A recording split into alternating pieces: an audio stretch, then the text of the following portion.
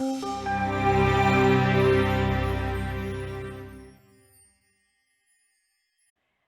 already moved to our third speaker tonight, Awais Shafique.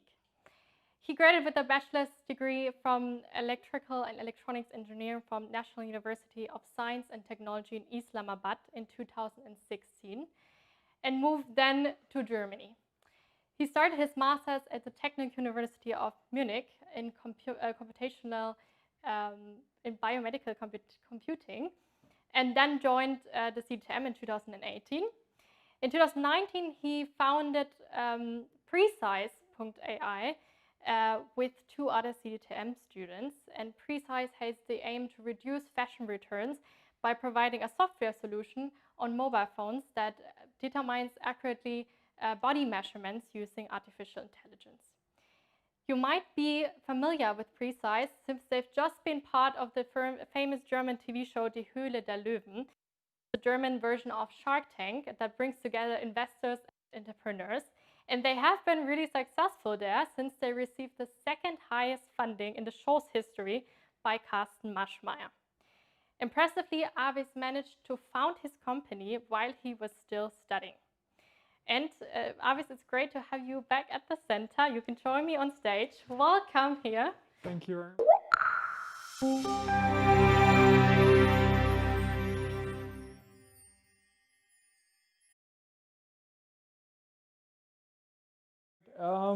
Yeah, I mean, since we had a very nice talk already about the early stage investing, and we had a nice talk about some of the challenges that you face when you start a company at an early stage. So it was only fitting that I took a step back and kind of talked about why would you actually become an entrepreneur in the first place. And for me, becoming a founder is not just getting tactical business knowledge. It's more, for me, a process that takes years and years to actually build the foundational mental strength that actually generates these entrepreneurial tendencies in you. And then you end up joining a great center like CDTM, which does a very nice job at nurturing these tendencies and finally pushes you over the edge to actually finally become a founder. And my story today is about how I actually ended up founding Presize. And my story actually starts from very humble beginnings from Pakistan, where my dad is a self-made man. We actually were sort of like a middle-class family, always struggled with finances. So money was always like a pain point, and that from a very early age became a very sort of like a motivation for me to bring my family out of that financial bubble. And being the eldest son, my parents also had dreams or aspirations for me that I would actually work very hard, become a great engineer, and then kind of help my family get out of that situation as well. For the most part, I actually followed in their dreams, what they actually wanted me to do, and got into like one of the best universities in Pakistan, started doing electrical engineering. But in the middle of my degree, I very soon realized that I just didn't want to be another electrical engineer working at a power plant or making soap or whatever. I wanted my work to have some meaning, and I got introduced to entrepreneurship at that time, and I sort of found it as a way to kind of merge what I wanted to kind of do. And when I heard about entrepreneurship, I was like, yeah, this is my get-rich-quick scheme, and I'm gonna also work on what I'm really passionate about. So I was always sort of the person who actually looked at the world through a lens, how I could actually come up with opportunities and create the world a better place for myself. And I was searching for something that I would be really passionate about and I could have real impact. And when I thought really hard about it, I figured out that one of the best places that I could have impact was if I was able to improve someone's health. And that really hit me. And I tried to identify a problem in my surrounding, and I had a professor who actually taught us entrepreneurship, and he was very successful in his life. He made a lot of money, but sadly had a disease called Parkinson's disease, which actually caused caused a problem in him, which was tremors. So his hands would shake uncontrollably, and he wasn't sadly even able to kind of pick a glass of water or even kind of tie his tie. And that was really shocking for me, that you could actually be successful in life, but still be dependent on someone else to actually do some of the basic things in life. And that sort of like really kind of became a passion for me, that if I could make the world better for me, what if I get actually that into that situation, what would I do, right? So I found a passion where I could merge my passion and my engineering knowledge to actually help the people who are in this situation. But one of the toughest negotiations that I had to do in my life was actually convincing my parents that whatever you've dreamed of me, whatever that I'm going to help you to get out of this financial situation, I'm not going to do that at the moment, but I'm going to found a company. And this is really, really hard to do, because I still remember I had this talk with my dad, who told me that Awais, people like us don't really found companies. You either have to inherit a shit ton of money, or you have to be born into wealth to actually start businesses. But somehow I actually managed to convince him, and I got 2 years for me to actually prove something. So I started working on this device where we wanted to kind of create a sleeve which would help patients with tremors. And we actually then jumped into it. And working on it for a year, we actually got the opportunity to actually go to Stanford, where we were going to pitch in front of these big Silicon Valley VCs and some of the Harvard or Stanford doctors. And we were up against one of the best, like the best universities in the world you can think of. MIT, Harvard, Berkeley, all of these big names. And then we were from Pakistan. And I was like, there's no way that we're going to win this. And I had no like expectations of winning. But by some miracle, we actually did win. And when they called us on stage, by some chance, I had like a Pakistani flag in my pocket. I took it out and I showed it to kind of everyone, and people went insane. Like, I mean, we got a standing ovation. But what happened afterward really kind of had a huge impact on my life. A lady from Stanford actually came up to me and told me that she was really glad that we won, because that proved that innovation is not limited to any geographical region or any political situation. And that got me really thinking that a kid from like a developing country could be as good as the best brains in the world. It's all about confidence. It's all about hard work and passion. And that really kind of boosted my self-confidence. And it was one of the best times that I had in my life. But sadly, right after that, it was also the worst time in my life, when I actually went into depression after coming back from Stanford.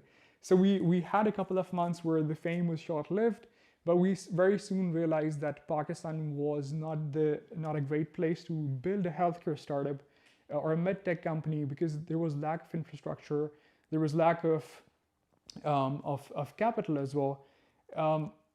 And it was a really bad time in my life, because I felt like I failed everyone. I failed the people who were looking forward to this device. I failed my co-founders. I failed my parents.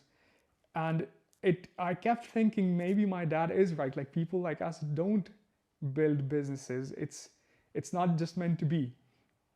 And then I realized the importance of having a strong support system. There were two of my best friends who were still there for me, who actually supported me and uplifted me from that depression. And that really helped me. And I think this is one of the important things of becoming an entrepreneur, having a great support system. And then after that, one of my best friends was actually applying for Germany, and he said, you should also apply. And I was like, yeah, why not? So I got into TUM, and then after even getting into TUM, it was extremely hard, because I didn't even have money to buy a plane ticket. I literally wasn't able to get a loan from the bank either. So I had to ask everyone that I knew, and I borrowed the money and somehow made it to Germany. But one of the hardest parts again was to trying to convince my parents that I'm not gonna. I need some more time to actually prove to myself, and I'm not gonna be there to help you. And I think at that time my parents just gave up on me, and they were like, "Yeah, go ahead." So I came to Germany, and I was still itching to start something, but I was determined that I will change my life and my parents' life and my family's life for the better. So as a next step, when I came to Germany, I knew I had just 2 years to actually repay my loan, finish my degree, help my family as well, and then finally also find the time to start something. When I kind of came to Germany, I immediately was fortunate enough to get a job. And even as a student, I was fortunate enough to kind of earn enough money or it was actually more money than my dad had ever made in like after 20 years. And I was like, holy shit, this is it. I've made it. I'm not gonna do anything else. I could have done that. I could have been complacent, and I could have actually stopped there. But I very soon realized that I cannot be complacent. I cannot stop here. I have to focus. I have to remember what I'm fighting for. And this actually instilled in me like always a growth mindset that I have to become better than what I'm right now. And that was a pivotal point in my life. And after realizing that, I actually made CDTM my priority. And then what happened next is that as soon as I went into CDTM, the very first day I actually met Tommy and Leon, who are my co-founders now. And I remember Tommy coming up to me and saying, hey dude, I heard that you already had a startup, and maybe we start something together someday. And at that moment I was like, yeah, I don't even know you, man. Like maybe we will see. And Leon was the complete opposite. He said, I already founded a startup and I'm not in the mood to actually start something. But I knew that these two people had the same stories as me, had the same passion. So I was looking at them for 1.5 years during my time at CDTM, and I saw them how they actually grew.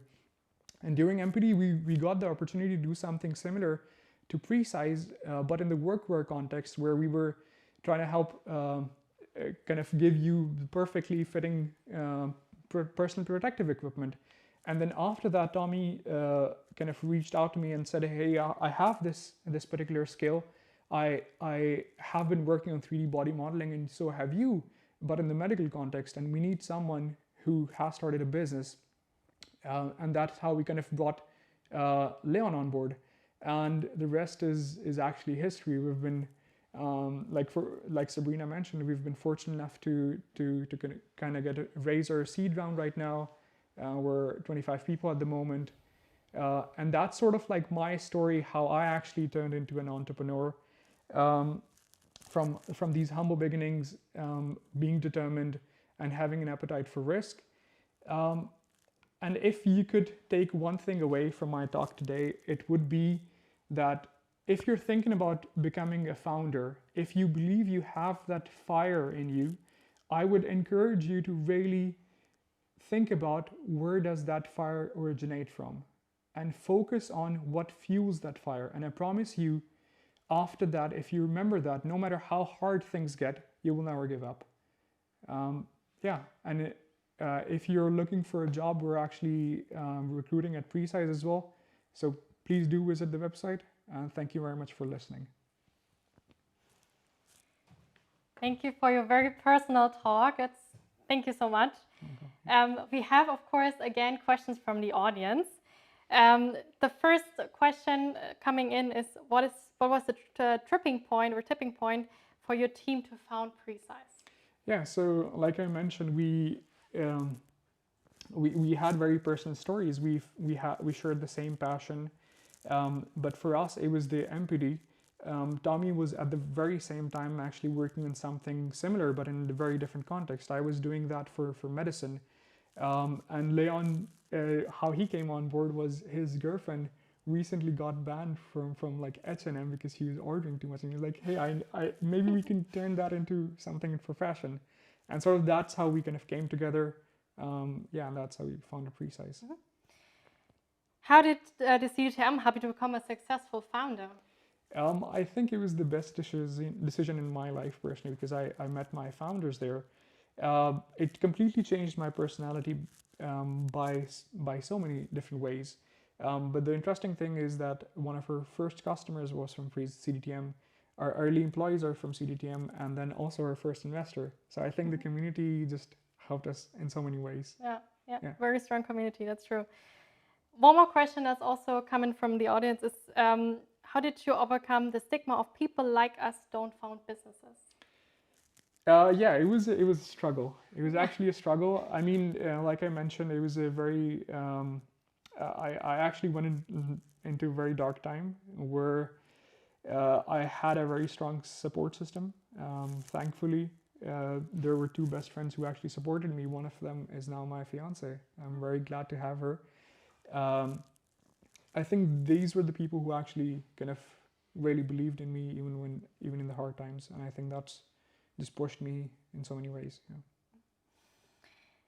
The audience is also interested in having an engineering background. Did you experience any struggles when communicating about business with your co-founders with a business background?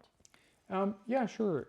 We did, but I mean, in my previous startup, I actually kind of overcame that just by working for 2 years in a startup context. And again at CDTM, where you kind of just work in a different context, right, with so many different people. So we were working at CDTM for 2 years. That improves you, and then when you jump into another startup, I think that helps you quite a lot. Yeah. But definitely we had challenges as well. Yeah. The audience would also like to know, from your perspective, what is the way to support a person close to you that is currently founding?